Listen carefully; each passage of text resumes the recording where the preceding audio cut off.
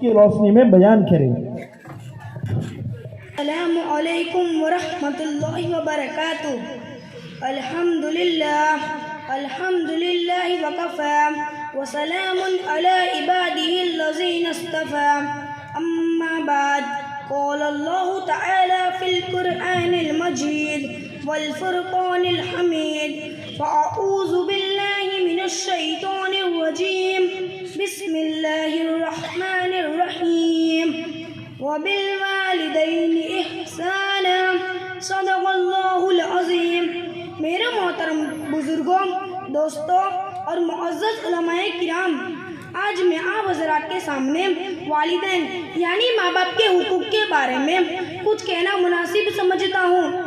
محترم حضرات، اللہ تعالیٰ فرماتے ہیں وبالوالدین احسانا، یعنی اپنے ماں باپ کے ساتھ اچھا سلوک کرو، جس کا خلاصہ یہ ہے کہ اپنے ماں باپ کو کبھی اف بھی نہ کہو، تیز نگاہ سے اپنے ماں باپ کو کبھی نہ دیکھو، ماں باپ کو اپنے مال سے محروم نہ رکھو، اور اپنے ماں باپ کا نام لے کر کبھی نہ پکارو، اپنے ماں باپ کی عزت کرو۔ امام شافعی صاحب رحمۃ اللہ علیہ اپنی امی جان کی خدمت کرتے کرتے کبھی پیروں کا بوسہ لے لیتے تو امی جان منع کرتی کہ بیٹا ایسا نہ کرو، میں زمین پر چلتی ہوں، میرے پیروں میں گندگی لگتی ہے، تو امام شافعی صاحب رحمۃ اللہ علیہ اپنی امی جان سے فرماتے میری پیاری امی جان، میں آپ کے قدموں کو نہیں اپنی جنت کو بوسہ دے رہا ہوں۔ یہ ہے اپنی امی جان کے قدردان۔ اللہ ہمیں بھی ہمارے والدین کا قدردان بنائے، آمین۔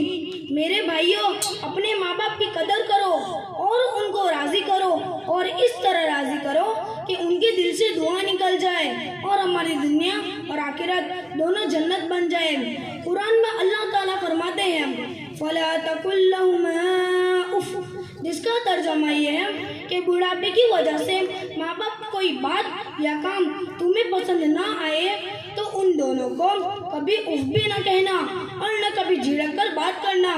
حضرت مجاہد رحمۃ اللہ علیہ اس آیت کی تفسیر میں فرماتے ہیں کہ اگر والدین بوڑھے ہو جائے اور تمہیں ان کا پیشاب یا پاخانہ دھونا پڑ جائے تو انہیں اف بھی نہ کرو، جیسا کہ وہ بچپن میں تمہارا پیشاب پاخانہ دھوتے رہے ہیں۔ حضرت حسن رحمۃ اللہ علیہ سے کسی نے پوچھا کہ نافرمانی کی مقدار کیا ہے، تو انہوں نے فرمایا کہ ماں باپ کو اپنے مال سے محروم رکھنا اور ملنا جلنا چھوڑ دینا اور ان کی طرف تیز نگاہ سے دیکھنا، یہ سب نافرمانی ہے۔ اللہ ہماری حفاظت فرمائے، آمین۔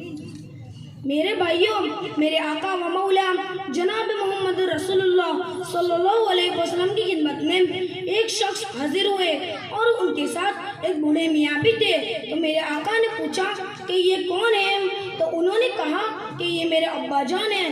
تو میرے آقا و مولا جناب محمد رسول اللہ صلی اللہ علیہ وسلم نے فرمایا کہ ان سے آگے نہ چلنا، ان سے پہلے نہ بیٹھنا، اور ان کا نام لے کر کبھی نہ پکارنا اور ان کو برا نہ کہنا۔ حضرت انس رضی اللہ تعالی عنہ فرماتے ہیں کہ ایک شخص میرے آقا و مولا جناب محمد رسول اللہ صلی اللہ علیہ وسلم کی خدمت میں حاضر ہوئے اور عرض کیا یا رسول اللہ، میرا جہاد تو بہت دل چاہتا ہے لیکن مجھ میں طاقت نہیں۔ میرے آقا و مولا جناب محمد رسول اللہ صلی اللہ علیہ وسلم نے فرمایا تمہارے ماں باپ میں سے کوئی زندہ ہے؟ انہوں نے عرض کیا میری امی جان زندہ ہے۔ تو میرے آقا و مولا جناب محمد رسول اللہ صلی اللہ علیہ وسلم نے فرمایا کہ اپنی امی جان کے بارے میں اللہ سے ڈرتے رہو، یعنی ان کے حق کو ادا کرنے میں فتوے سے آگے بڑھ کر تقوی پر عمل کرتے رہو۔ جب تم ایسا کرو گے تو تم حج کرنے والے بھی ہو، عمرہ کرنے والے بھی ہو اور جہاد کرنے والے بھی ہو، یعنی جتنا ثواب تمہیں ان چیزوں میں ملتا ہے اتنا ہی ثواب تمہیں اپنی امی جان کی خدمت کرنے پر ملے گا۔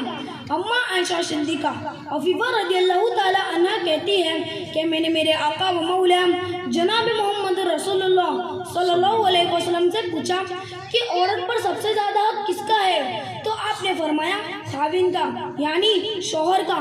میں نے پھر پوچھا کہ مرد پر سب سے زیادہ حق کس کا ہے؟ تو آپ نے فرمایا کہ مرد پر سب سے زیادہ حق ماں کا ہے.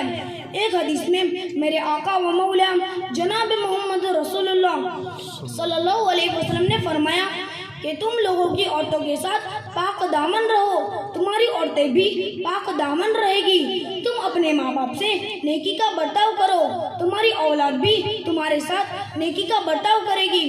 بس اسی بات پر میں اپنی تقریر کو ختم کرتا ہوں. اللہ تعالیٰ مجھے اور آپ کو اور سارے مسلمانوں کو عمل کی توفیق عطا فرمائے. آمین. وآخر دعوانا ان الحمد للہ رب العالمین. السلام علیکم ورحمۃ اللہ وبرکاتہ.